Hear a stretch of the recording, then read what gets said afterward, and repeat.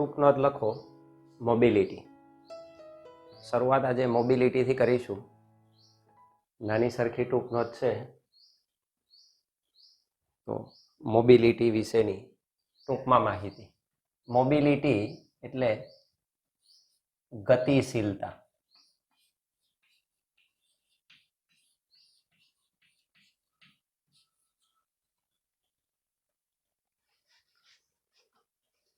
કોઈ પણ વાહક ધાતુ પદાર્થ માટે એની વાહકતા સૌથી મહત્વ ધરાવે છે. પદાર્થ કેટલું વહન કરી શકે, એનું વાહકત્વ કેટલું છે, એ વાહકતા એમાં રહેલા ગતિશીલ વિદ્યુત ભારોને આભારી છે કે વિદ્યુત ભારો કેટલા ગતિશીલ છે, તો એ એની મોબિલિટી દર્શાવે. તો વાહકતાના સંદર્ભે આપણે મોબિલિટીને ટૂંકમાં સમજીશું.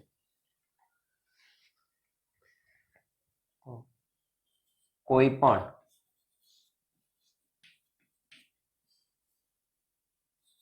વાહક પદાર્થની વાહકતા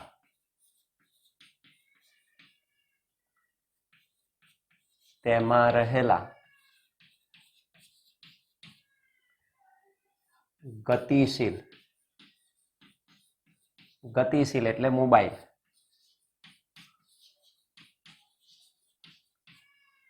વિદ્યુત ભાર વાહકોને આભારી છે. કોઈ પણ પદાર્થની વાહકતા તેમાં રહેલા ગતિશીલ વિદ્યુતભાર વાહકોને આભારી છે.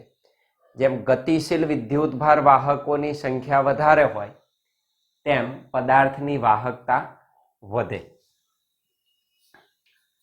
જેમ કે આપણે દર્શાવી શકીએ, જુદા જુદા પદાર્થો માટે જુદા જુદા વિદ્યુતભાર વાહકો પદાર્થની વાહકતા નક્કી કરે છે. તો જેમ કે ગતિશીલ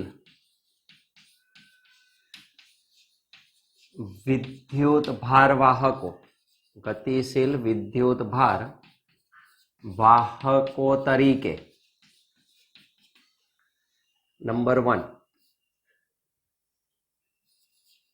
ધાતુ પદાર્થોમાં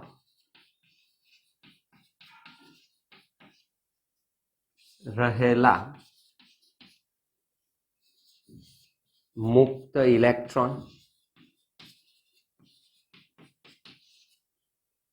તો હું ધાતુ પદાર્થ લઉં તો એમાં રહેલા મુક્ત ઇલેક્ટ્રોન એ ગતિશીલ વિદ્યુતભાર વાહકો તરીકે કામ કરે અને પદાર્થની વાહકતા નક્કી કરે. તો ધાતુ પદાર્થોમાં રહેલા મુક્ત ઇલેક્ટ્રોન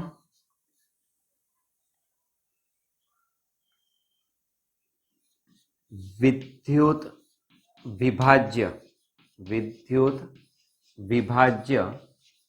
દ્રાવણોમાં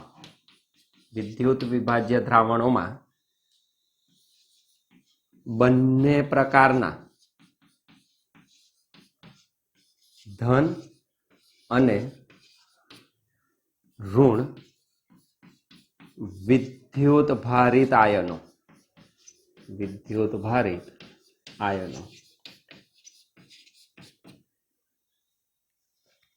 તો ઇલેક્ટ્રોલિટિક સોલ્યુશન્સ લઈએ આપણે, વિદ્યુત વિભાજ્ય દ્રાવણો લઈએ તો એમાં બંને પ્રકારના ધન આયનો અને ઋણ આયનો બંને વાહકતામાં પોતાનો ફાળો આપે, એટલે બંને ગતિશીલ વિદ્યુતભાર વાહકો તરીકે વર્તે છે.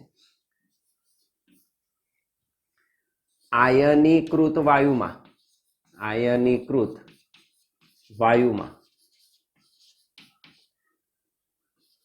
ઇલેક્ટ્રોન તેમજ ધન વિદ્યુત ભારિત આયનો, જેનું આયોનાઇઝેશન થયું છે એવો જો વાયુ તમે લો તો એમાં રહેલા ઇલેક્ટ્રોન અને ધન વિદ્યુત ભારિત આયનો એ ગતિશીલ વિદ્યુતભાર વાહકો તરીકે વર્તે. અર્ધવાહકોમાં એટલે કે સેમિકન્ડક્ટર્સમાં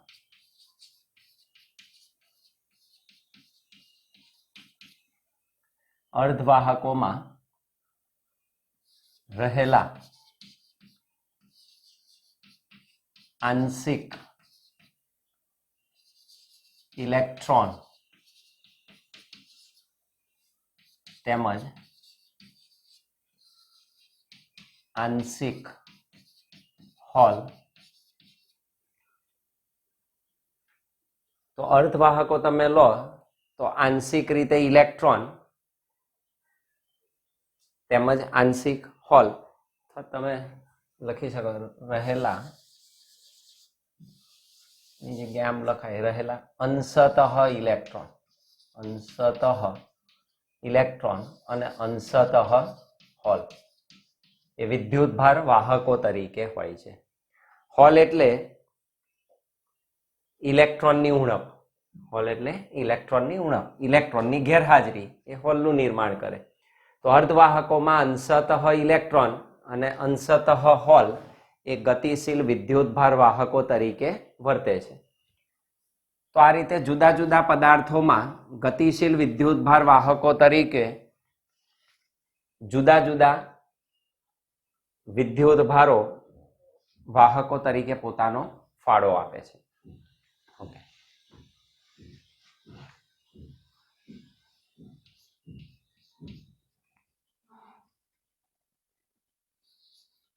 મોબિલિટીને ડિફાઇન કરીશું. મોબિલિટી શું છે તે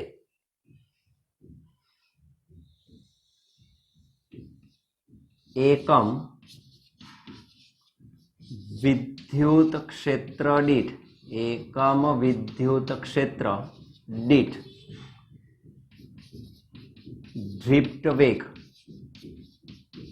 ના માનને, ડ્રિફ્ટ વેગના માનને, એકમ વિદ્યુત ક્ષેત્ર દીઠ ડ્રિફ્ટ વેગના માનને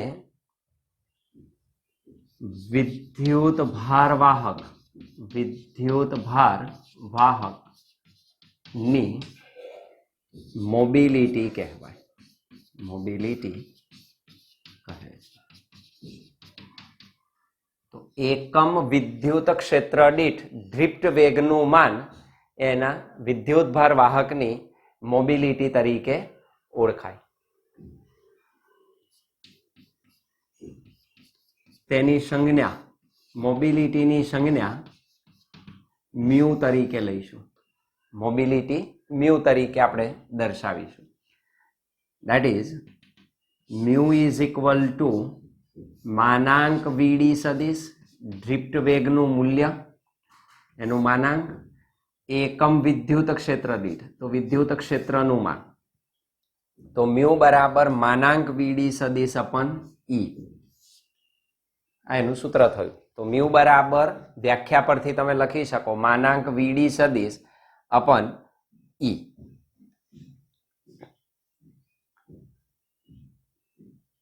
આને મેળવવું હોય તો વીડી સદિશની જગ્યાએ આપણે એનું મૂલ્ય મૂકી શકીએ જ્યાં માનાંક વીડી સદિશ is equal to E upon એમ, પ્રવેગ ઇન્ટુ રિલેક્સેશન સમય. તો વીડી બરાબર ઈ અપન એમ ઇન્ટુ ટો. તો એને અહીંયા આગળ મૂકી દઈએ. That means mu is equal to E upon M into tau upon E. This E gets cancelled. Therefore, mu is equal to E tau upon M.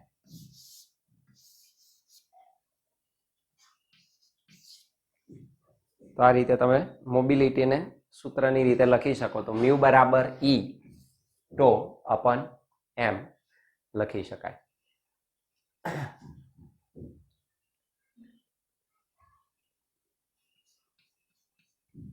નીચેનો એસઆઈ એકમ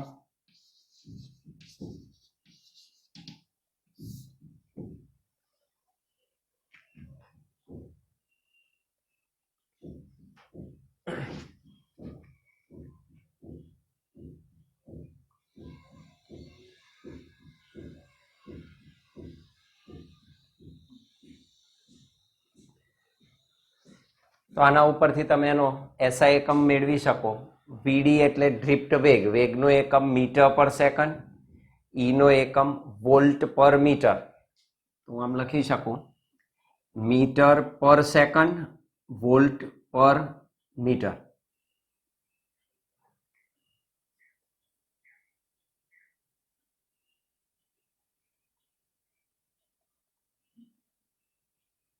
તો અહીં તમે દર્શાવી શકો છેદનો છેદ અંશમાં આવે તો મીટર સ્ક્વેર પ્રતિ વોલ્ટ સેકન્ડ. તો મીટર સ્ક્વેર પ્રતિ વોલ્ટ સેકન્ડ તો એનો એકમ છે. અને આમ સરખાવી શકાય, વ્યવહારમાં આનાથી નાનો એકમ વપરાય સેમી સ્ક્વેર પ્રતિ વોલ્ટ સેકન્ડ. તો હું આમ દર્શાવી શકું 1 મીટર સ્ક્વેર પ્રતિ volt second is equal to 1 metre એટલે 10⁻² સેન્ટીમીટર, તો 10⁴ સેમી સ્ક્વેર વોલ્ટ પર સેકન્ડ. તો વ્યવહારમાં વપરાતા એકમ સેમી સ્ક્વેર પ્રતિ વોલ્ટ સેકન્ડ કરતા મીટર સ્ક્વેર પ્રતિ વોલ્ટ સેકન્ડ 10⁴ ગણો મોટો મળે. એટલે આ એકમ વ્યવહારમાં પ્રચલિત છે તો એના કરતા આ એકમ 10⁴ ગણો થાય. આ એનો એસઆઈ એકમ તમને મળે. પારિમાણિક સૂત્ર, પારિમાણિક સૂત્ર. તો મોબિલિટીનું પારિમાણિક સૂત્ર m-1 L0 T2 A-1. m-1 L0 T2 A-1.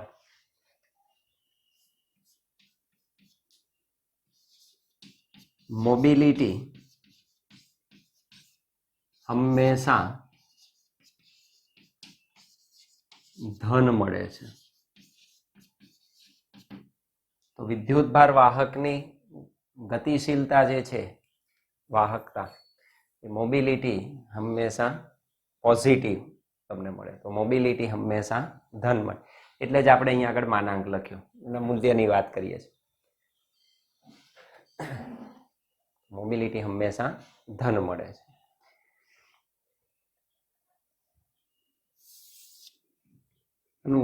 બીજું એક નાનું સરખું સૂત્ર તમે જુદી રીતે લાવી શકો, વધારાના ભાગ તરીકે આપણે નોંધી રાખીએ. આપણે આગળ સૂત્ર શીખી ગયા છે વિદ્યુત પ્રવાહનું. આ એક સૂત્ર આપણી પાસે હતું.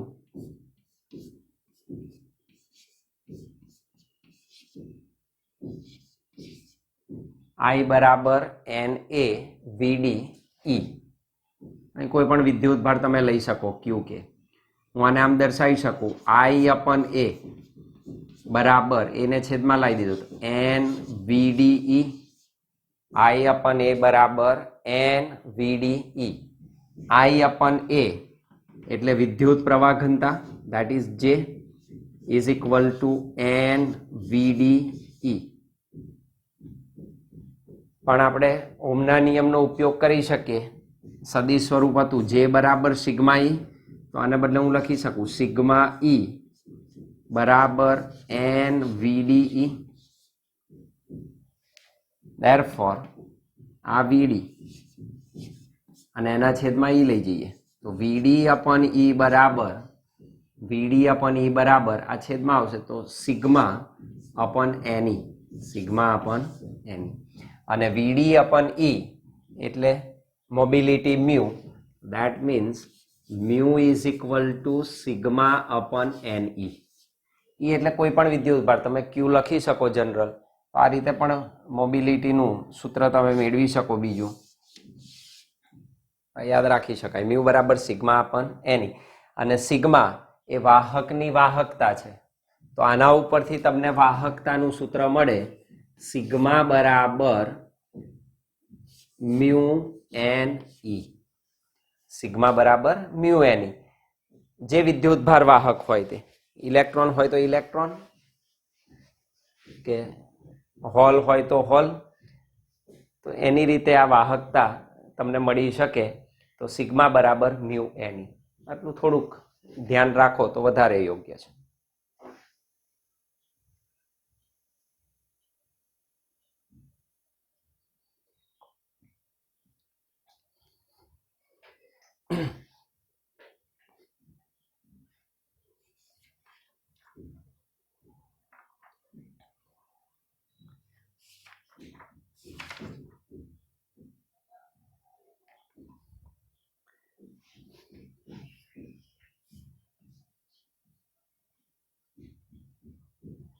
તો જુદા જુદા દ્રવ્યોની અવરોધકતા તાપમાન સાથે કેવી રીતે બદલાય એની વાત કરીશું, અને એના આધારે એનું વર્ગીકરણ પણ કરવામાં આવે કે અવરોધકતાના આધારે તમને ધાતુ પદાર્થો મળી શકે, એટલે વાહકો મળે, અવાહકો મળી શકે અને અર્ધવાહકો પણ મળી શકે. તો એના આધારે અવરોધકતાના આધારે જુદી જુદી કેટેગરી તમે મેળવી શકો અને એના આધારે એનું વર્ગીકરણ કરી શકાય. અને સુવાહક, અર્ધવાહક અને અવાહક, તો એ ચડતા ક્રમમાં છે કે સુવાહકોની અવરોધકતા કરતા અર્ધવાહકોની અવરોધકતા અને એના કરતા અવાહકોની અવરોધકતા વધારે હોય છે. અને વાહકતાના સ્વરૂપે લખો તો સૌથી વધારે વાહકતા ધાતુ પદાર્થોની હોય, અવાહકોની વાહકતા ન હોય, અને એ બંનેની વચ્ચે સેમિકન્ડક્ટર અર્ધવાહકોની તમને વાહકતા મળી શકે. તો અવરોધોને એની વાત પહેલા કરીશું.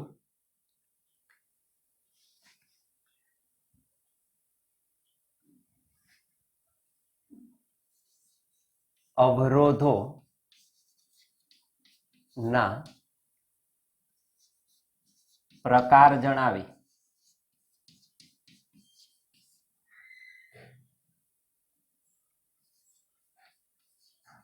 કાર્બન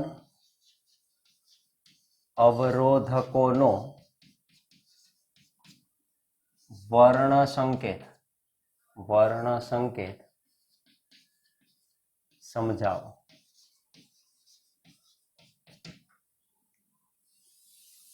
એના વર્ણ સંકેતની આપણે વાત કરીશું. તમે માત્ર અવરોધોને હાથમાં લઈને એના મૂલ્યો જાણી શકો, નક્કી કરી શકો. તો અવરોધોના પ્રકાર રોજિંદા જીવનમાં, વ્યવહારિક રીતે અને વ્યાપારી ધોરણે વપરાતા કાર્બનોમાં અવરોધોમાં મુખ્યત્વે બે પ્રકારના અવરોધો આપણા ધ્યાનમાં આવેલા છે. તો એ બે અવરોધોની વાતમાં કાર્બન અવરોધકો વિશે આપણે સમજૂતી મેળવીશું. તો રોજબરોજના જીવનમાં મોટાભાગના ઉપકરણોમાં અવરોધોનો ઉપયોગ થાય. પ્રેક્ટિકલ્સમાં આપણે એનો ઉપયોગ કરીએ છીએ. પ્રેક્ટિકલ્સમાં સાધનો હોય તો એમાંય અવરોધોની જરૂર પડે. તો રોજિંદુ જીવન, પ્રયોગશાળામાં, વ્યાપારી ધોરણે તો જે અવરોધો આપણને ઉપયોગી છે એ બે પ્રકારના અવરોધોની આપણે વાત કરીશું. તો અહીં આપણે લખી શકીએ કે અવરોધો મુખ્યત્વે બે પ્રકારના છે.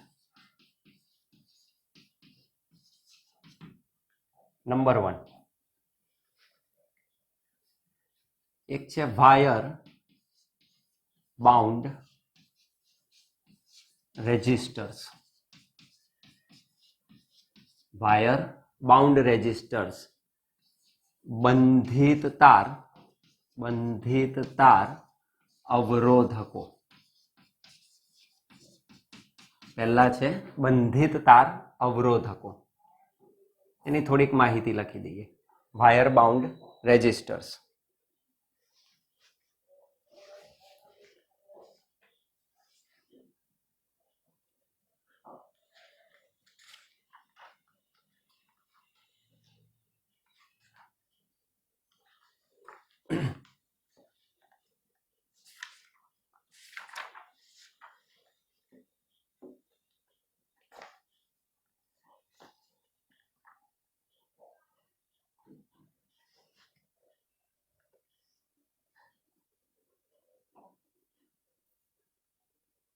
યોગ્ય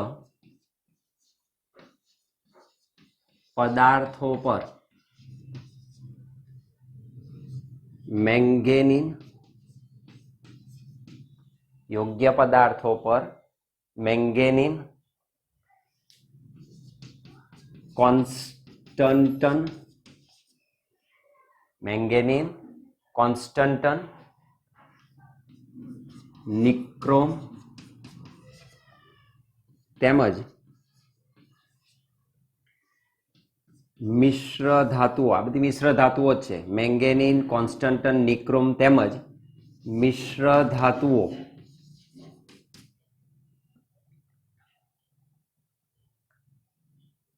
ના તારને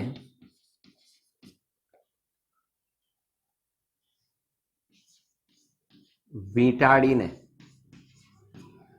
યોગ્ય પદાર્થો તમારે લેવાના અને એ યોગ્ય પદાર્થો પર મેંગેનીન, કોન્સ્ટન્ટન, નિક્રોમ તેમજ મિશ્ર ધાતુઓ હોય, બધી મિશ્ર ધાતુઓ છે, બીજી અન્ય મિશ્ર ધાતુઓના તારને શું કરી દેવાના, એના ઉપર વીંટાળી દેવામાં આવે છે. અથવા તારને વીંટાળીને કે બાંધીને તૈયાર થતા અવરોધો બંધિત તાર અવરોધકો તરીકે ઓળખાય છે. તે બંધિત તાર અવરોધક તરીકે ઓળખાય છે.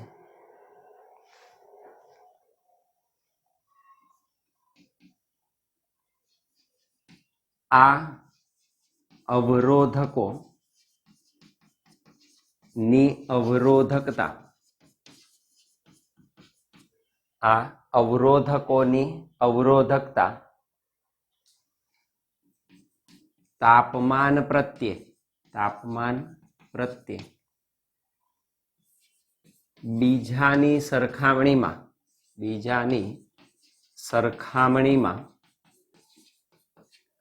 અસંવેદનશીલ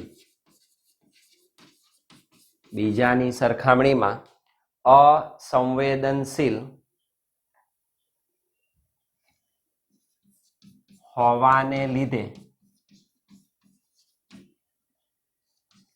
તેઓ મુખ્યત્વે પસંદગી પામે.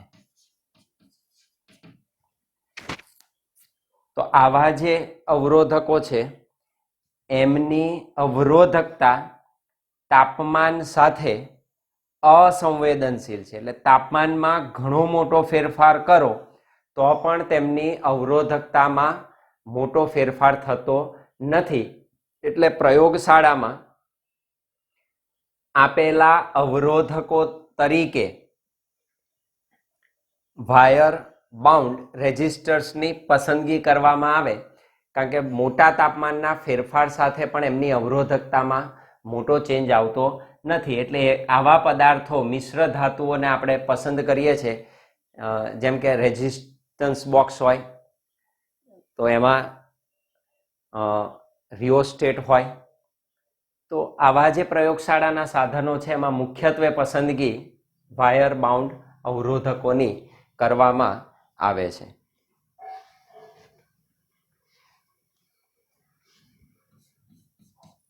તેમના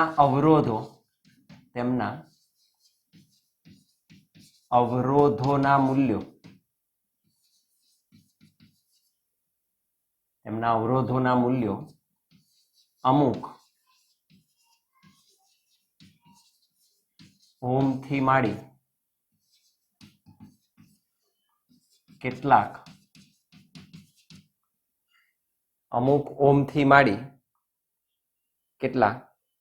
અથવા અમુક 1 ઓહ્મથી માંડી કેટલાક 100 ઓહ્મ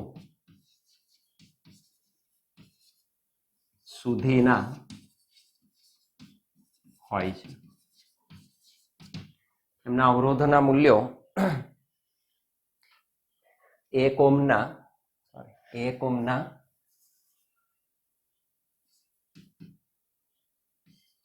કેટલાક ભાગથી માંડી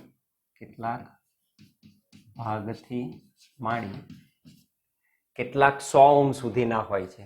એક ઓહ્મનો અમુક ભાગ થી 100 ઓહ્મ સુધીના એમના અવરોધો હોય છે. તો એ વાયર બાઉન્ડ રેઝિસ્ટર્સ છે. પણ મારે મોટા ક્રમના અવરોધનું મૂલ્ય જોઈતું હોય તો મારે બીજા પ્રકાર તરફ જવું પડે. તો બીજો પ્રકાર છે કાર્બન રેઝિસ્ટર્સ.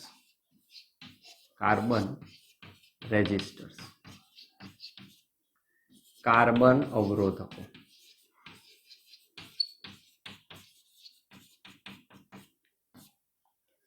બીજા પ્રકાર છે કાર્બન અવરોધકો.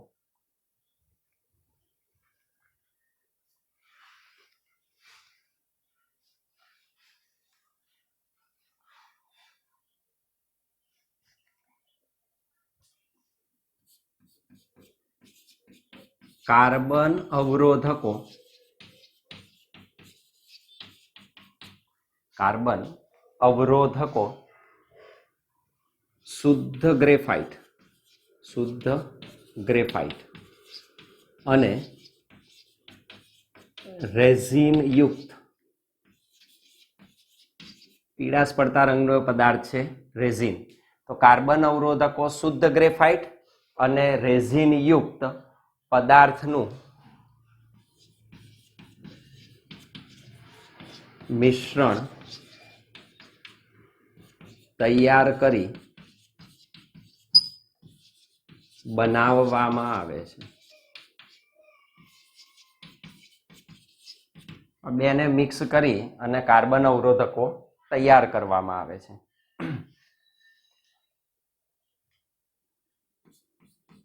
અમુક 100 ઓહ્મ સુધીના મૂલ્યો હતા, પણ એના કરતા ઘણા મોટા મૂલ્યના તમારા અવરોધો જોઈતા હોય તો તમને કાર્બન અવરોધો તરીકે મળે. તો મોટા ક્રમના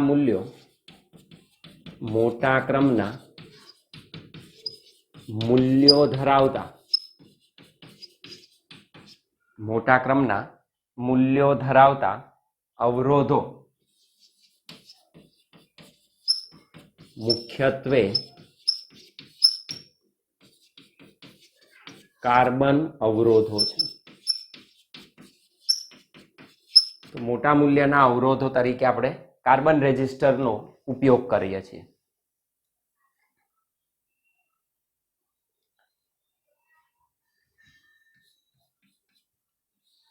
આ અવરોધો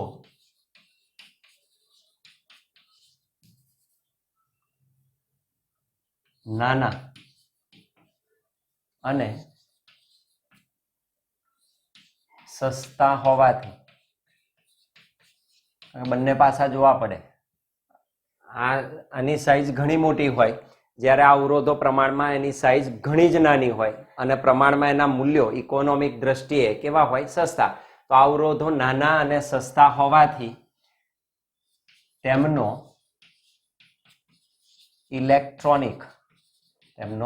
ઇલેક્ટ્રોનિક પરિપથોમાં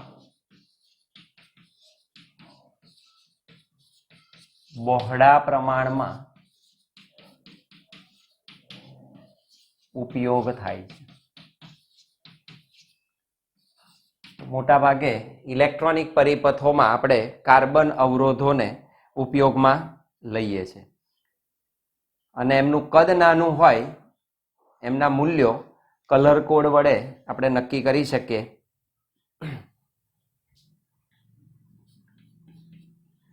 તો સાઈઝમાં કેવા છે? નાના છે. અને સાઈઝમાં એમનું કદ નાનું હોવાથી તેઓ કદમાં નાના હોવાથી તેમના મૂલ્યો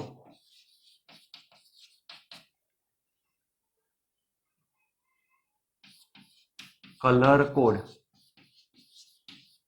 એટલે કે વર્ણ સંકેત પરથી નક્કી કરી શકાય. અને એ કલર કોડ આપણે શીખવો પડે. તો કલર કોડની આપણે વાત કરીશું.